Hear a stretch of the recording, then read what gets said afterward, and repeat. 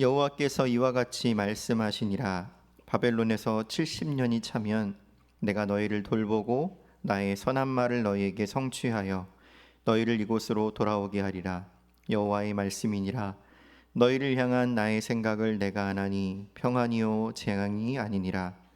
너희에게 미래와 희망을 주는 것이니라. 너희가 내게 부르짖으며 내게 와서 기도하면 내가 너희들의 기도를 들을 것이요 너희가 온 마음으로 나를 구하면 나를 찾을 것이요 나를 만나리라. 아멘.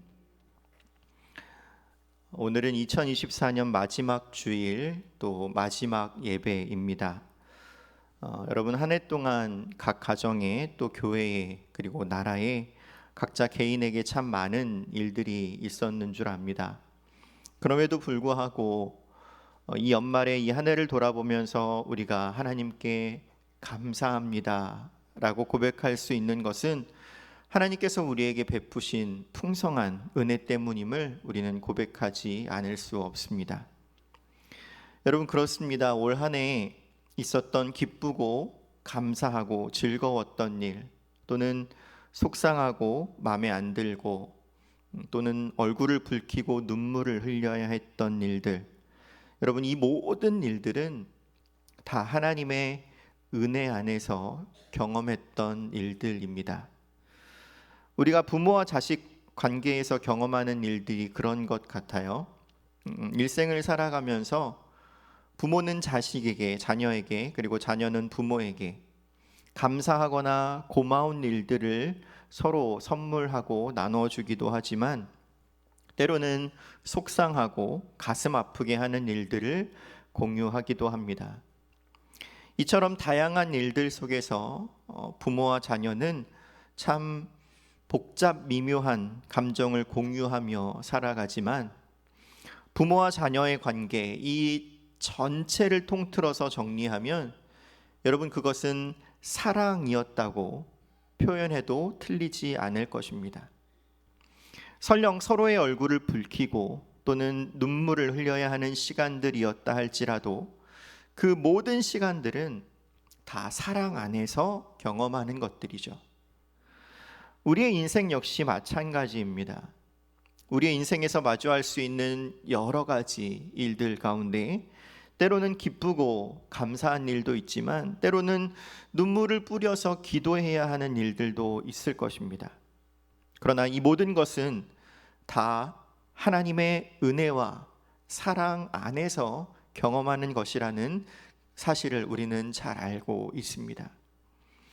올 한 해를 돌아보며 우리가 경험했던 그 수많은 다양한 일들 가운데 우리가 이 모든 것이 다 하나님의 은혜였다고 고백할 수 있는 것은, 우리가 때로는 속상하고 안타까운 마음을 가지는 여러 일들을 경험했음에도 불구하고 그것이 하나님의 은혜와 섭리 아래 우리에게 주어진 일임을 우리는 잘 알고 있습니다. 오늘 본문의 배경은 29장 1절에 기록되어 있는데요, 29장 1절 말씀을 잠깐 보시면, 선지자 예레미야가 예루살렘에서 이 같은 편지를 느부갓네살이 예루살렘에서 바벨론으로 끌고 간 포로 중에 남아있는 장로들과 제사장들과 선지자들과 모든 백성에게 보냈다라고 기록하고 있습니다. 예레미야 선지자는 유다가 멸망하기 전부터 예루살렘은 망할 것이다, 예루살렘은 망할 것이다 라고 하나님께서 예레미야에게 주신 그 말씀을 계속해서 외치면서 다녔습니다. 반면 거짓 선지자들은 하나같이 너희가 평안하리라, 평안하리라, 평안하리라, 아무 일도 일어나지 않을 것이다 라고 외쳤죠. 유다 백성들은 당연히 거짓 선지자들의 말을 즐겨 듣고 그들의 말에서 위로를 얻으려고 했습니다. 그러나 결국 유다는 망했고 바벨론으로 많은 사람들이 끌려갔습니다. 그리고 오늘 본문은 그 포로로 끌려간 사람들 중에 살아남은 자들에게 예레미야가 쓴 편지의 내용입니다. 여러분, 이미 유다는 멸망했고 2차로 포로들이 끌려간 상태에서 여러분, 과연 무슨 소망이 있어서 이 선지자는 하나님의 말씀을 기록하여 전하려 했던 것일까요? 여러분, 그런데 하나님은 이 예레미야를 통해서 놀라운 하나님의 말씀을 전하십니다. 11절 말씀입니다. 여호와의 말씀이니라. 너희를 향한 나의 생각을 내가 아나니 평안이요 재앙이 아니니라. 너희에게 미래와 희망을 주는 것이니라. 여러분, 더 이상 무슨 평안을 얻을 수 있는 것입니까? 왕족들과 귀족들, 권세 있는 자들과 용사들, 무기를 만들 수 있는 대장장이들마저 다 바벨론으로 끌려갔습니다. 여러분, 이제 무슨 평안이 유다에게 남아있다는 말일까요? 여러분, 그런데 우리는 이 성경을 통해서 하나님께서 주고자 하시는 위로와 소망이 무엇인지 잘 알고 있습니다. 하나님은 유다를 바벨론에게 넘겨주셨음에도 불구하고 그 시간들을 통해서 유다의 무너진 기초들을 다시 세우시고 그들로 하나님의 거룩하심과 온 우주 만물을 정하신 뜻대로 운행하시는 하나님이심을 결국 알게 하시기 위함이었습니다. 또한 그 소망 없는 중에서도 다윗의 자손으로 오실 예수 그리스도의 성육신을 완벽하게 이루실 그 역사를 진행하고 계시는 하나님이심을 우리는 잘 알고 있습니다. 그리고 이 모든 것이 하나님의 선하심과 사랑을 기초로 한 하나님의 긍휼의 역사임을 우리는 잘 알고 있죠. 여러분, 그런데 막상 이 멸망과 같은 일이 우리에게 닥치게 되면 우리는 하나님의 선하심과 사랑이 여전히 우리와 함께 하신다는 사실을 새카맣게 잊어버리고 감사하지 못하고 하나님께 불평합니다. 그러나 하나님의 음성은 분명하고 확실합니다. 너희를 향한 나의 생각은 평안이요 재앙이 아니니라. 너희에게 미래와 희망을 주는 것이니라. 여러분, 이것이 하나님 아버지의 마음입니다. 여러분, 우리는 이 11절 말씀 가운데에서 하나님께서 주시는 교훈을 발견할 수 있습니다. 너희에게 미래와 희망을 주는 것이다 라는 이 표현을 여러분 주목해서 보시면 하나님의 시선은 우리가 불평할 수밖에 없는 그 어떤 상황에 맞추어져 있는 것이 아니라 어떤 미래, 더 정확히 말하면 하나님께서 정하신 어떤 때에 하나님의 시선이 맞춰져 있다라는 것을 우리는 확인할 수 있습니다. 하나님은 모든 일을 계획하시고 이루시는 하나님이십니다. 반대로 말하면 하나님께서 정하신 때가 있다라는 것입니다. 그리고 그 때가 이르면 하나님의 생각이 재앙이 아니라 희망이요 평안인 것을 분명히 알게 될 것이라는 사실이죠. 하나님은 아무런 계획 없이 일하시는 분이 아니십니다. 모든 것을 정하신 때에 계획을 가지고 이루시는 하나님이십니다. 그때를 바라고 소망하면 분명히 이루시는 하나님을 우리는 만나게 될 것이라는 말이죠. 그런데 문제는 때가 있다는 것입니다. 그리고 그때는 우리가 원하는 때가 아니라 하나님께서 정하신 때라는 사실입니다. 오늘 본문에서 그 정하신 때는 70년이다 라고 기록하고 있습니다. 10절 말씀에 보시면 여호와께서 이와 같이 말씀하시니라. 바벨론에서 70년이 차면 내가 너희를 돌보고 나의 선한 말을 너희에게 성취하여 너희를 이곳으로 돌아오게 하리라 라고 말씀하셨습니다. 여러분, 하나님은 일반적으로 우리에게 하나님의 정하신 때가 언제인지를 말씀하시지 않지만 예레미야에게 드러내신 이 70년이라는 시간은 특별히 정경 안에서 하나님의 일하심의 방법을 보여주시기 위해 드러내신 시간이죠. 나중에 바벨론 1차 포로 대상으로 끌려갔던 다니엘이 이 예레미야의 말씀을 읽고 깜짝 놀랍니다. 하나님께서 정하신 시간이 있었다라는 것과 그때가 이제 곧 다 찼다라는 것을 알았기 때문이죠. 10대 소년 시절에 바벨론으로 끌려온 다니엘은 이제 80이 다 되어가는 나이에 이 말씀을 보고 그 70년이 다 지나가고 있다, 거의 다 찼다라는 것을 알게 됩니다. 여러분, 그리고 나서 다니엘이 했었던 행동이 굉장히 놀랍습니다. 다니엘서 9장 1절부터 6절 말씀을 보시면 제가 읽어드립니다. 메대족 속 아하수에로의 아들 다리오가 갈대아 나라 왕으로 세움을 받던 첫 해, 곧 그 통치 원년에 나 다니엘이 책을 통해 여호와께서 말씀으로 선지자 예레미야에게 알려주신 그 연수를 깨달았나니 곧 예루살렘의 황폐함이 70년 만에 그치리라 하신 것이니라. 내가 금식하며 베옷을 입고 죄를 덮어쓰고 주 하나님께 기도하며 간구하기를 결심하고 내 하나님 여호와께 기도하며 자복하여 이르기를 크시고 두려워할 주 하나님, 주를 사랑하고 주의 계명을 지키는 자를 위하여 언약을 지키시고 그에게 인자를 베푸시는 이시여, 우리는 이미 범죄하여 패역하며 행악하며 반역하여 주의 법도와 규례를 떠났사오며 우리가 또 주의 종 선지자들이 주의 이름으로 우리의 왕들과 우리의 고관과 조상들과 온 국민에게 말씀한 것을 듣지 아니하였나이다 라고 기도합니다. 여러분, 다니엘이 이 예루살렘의 황폐함이 70년 만에 그칠 것이라는 것을 알고 첫 번째로 행동했던 것이 무엇이냐면 바로 기도였다라는 말입니다. 여러분, 그러면 왜 다니엘은 기도했을까요? 오늘 본문 12절과 13절에 그 해답이 있습니다. 너희가 내게 부르짖으며 내게 와서 기도하면 내가 너희들의 기도를 들을 것이요 너희가 온 마음으로 나를 구하면 나를 찾을 것이요 나를 만나리라. 다니엘은 이 말씀을 보고 기도하지 않을 수 없었을 것입니다. 너희에게 미래와 희망을 주는 것이 하나님의 뜻인 줄 알고 너희가 내게 부르짖으며 기도하면 내가 너희의 기도를 들을 것이다. 너희가 온 마음으로 나를 구하고 찾으면 나를 만나리라. 이렇게 말씀하신 것을 다니엘이 보고 그는 기도할 수밖에 없었습니다. 하나님의 정하신 때가 있구나. 하나님의 계획은 항상 선하시구나. 내가 하나님 찾기를 원하셨구나.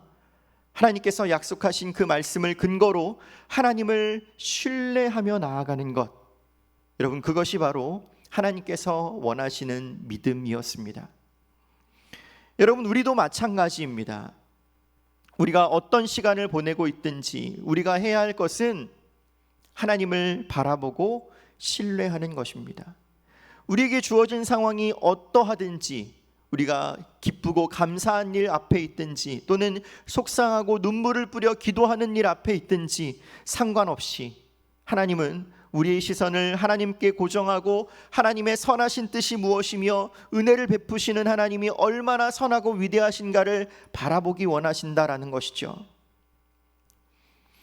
여러분, 그러나 하나님은 아무 근거도 없이 하나님을 신뢰하라고 요구하지 않으십니다. 하나님은 수많은 인류의 역사를 말씀으로 기록하게 하심으로써 우리와 똑같은 고민을 하고 우리와 똑같은 연약함 속에서 똑같은 실수를 반복하는 이들의 인생을 바라보게 하셔서 그 인생들을 타박하거나 또는 내치지 않으시고 그 연약한 인생들에게 찾아가셔서 약속을 확인하게 하심으로써 그들을 믿음의 자리로 옮기신 하나님을 바라보게 하시기 때문입니다. 그리고는 이렇게 확실하게 다시 한번 말씀하시는 거죠. 여호와의 말씀이니라. 너희를 향한 나의 생각을 내가 아나니 평안이요 재앙이 아니니라. 너희에게 미래와 희망을 주는 것이니라. 우리가 경험했던 2024년의 수많은 일들은 우리 하나님의 선하신 은혜와 사랑 안에서 경험했던 일들이고, 하나님은 그 일들을 통해서 우리를 꾸짖으시려거나 또는 혼내시려는 것이 아니라 오히려 미래와 소망을 주시기 위해 더욱더 하나님을 찾고 의지하며 기도하기를 원하셔서 허락하신 일들입니다. 여러분, 혹시 올해 많은 일들 가운데에서 가족이나 또는 절친한 지인과의 이별을 마주하셨습니까? 여러분, 그것은 재앙이 아니라 평안을 주시기 위함입니다. 이 평안, 원어로 샬롬은 거짓 선지자들이 말하는 너희가 평안하리라 평안하리라 평안하리라 했던 그런 우리가 듣기 좋아하는 그런 평안이 아닙니다. 너희가 내게 부르짖으면 나를 찾을 것이며 만나리라 하신 그 하나님의 살아계심을 경험하면서 하나님의 뜻을 알아가게 하시기 위한 과정으로서 우리에게 주신 일들입니다.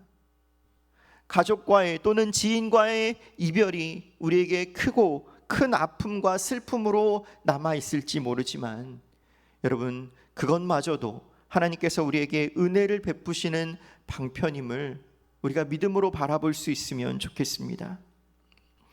유다 땅이 바벨론에게 망하고 왕족과 귀족들 모든 백성들이 포로로 끌려가는 것 같은 그 모든 일들을 다 잃어버리는 것 같은 일들을 혹시 올해 가운데 마주하셨습니까? 나라가 시끄럽고 미국 대통령이 취임하는 날이 얼마 남지 않았는데 언제 이 나라의 정세가 안정될지 모르는 상황이 걱정되시죠? 그러나 우리는 이 상황에 대한 답을 이미 알고 있습니다. 너희가 내게 부르짖으며 내게 와서 기도하면 내가 너희들의 기도를 들을 것이요 너희가 온 마음으로 나를 구하면 나를 찾을 것이요 나를 만나리라. 여러분, 이것이 우리 인생의 해답입니다. 여러분, 슬픈 일이 갑자기 기쁜 일이 될 수는 없습니다. 속상한 일이 감사한 일이 되기도 쉽지가 않죠. 그러나 하나님의 약속을 굳게 붙들 줄 알았던 예레미야는 그의 슬픈 노래를 통해 이렇게 고백합니다. 예레미야 애가 3장 말씀을 제가 읽어드리겠습니다. 내 고초와 재난 곧 쑥과 담즙을 기억하소서.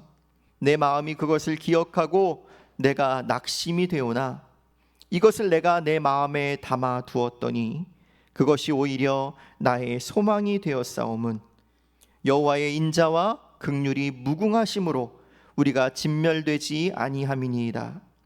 이것들이 아침마다 새로우니 주의 성실하심이 크도소이다. 내 심령에 이르기를 여호와는 나의 기업이시니 그러므로 내가 그를 바라리라 하도다.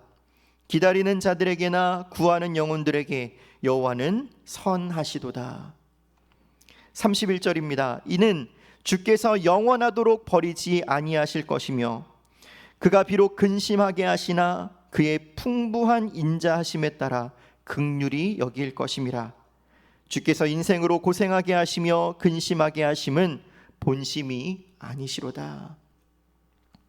여러분, 말씀을 보시면 아시겠지만 억지로 슬픔을 기쁨으로 바꾸시라는 게 아닙니다. 낙심되지만 인생이 쓰고 고달프지만 그것을 마음 가운데 담아두고 주의 인자하심과 긍휼을 바라보았더니 그것이 오히려 우리의 소망이 되는 것이죠. 그러면서 오늘 본문 11절과 같은 고백을 예레미야의 입술로 다시 한번 예레미야 애가를 통해 고백하게 하십니다. 주께서 인생으로 고생하게 하시며 근심하게 하심은 본심이 아니시로다. 여러분, 이 말씀이 오늘 본문 11절과 얼마나 잘 어울리는 말씀입니까? 여기서도 예레미야 말씀처럼 기도에 관한 내용이 언급됩니다. 예레미야 애가 3장 24절과 25절을 보면 내 심령에 이르기를 여호와는 나의 기업이시니 그러므로 내가 그를 바라리라 하도다. 기다리는 자에게나 구하는 영혼들에게 여호와는 선하시도다 라는 이 고백이 바로 그의 기도의 간구의 내용이었습니다. 그가 기도할 때 그 기도함으로 하나님의 뜻이 무엇인지, 하나님의 인자와 긍휼이 얼마나 무궁하신지를 깨닫게 되고 그가 그 입술로 고백하는 것이죠. 주께서 인생으로 고생하게 하시며 근심하게 하심은 본심이 아니시로다. 내가 기도했더니 그것이 하나님의 진심이 아닌 것을 알게 되었다라는 고백입니다. 기도는 성도가 겪는 고통을 하나님의 시선으로 바라보게 하고 그것이 더욱 하나님을 깊이 경험하게 하는 은혜임을 깨닫게 해줍니다.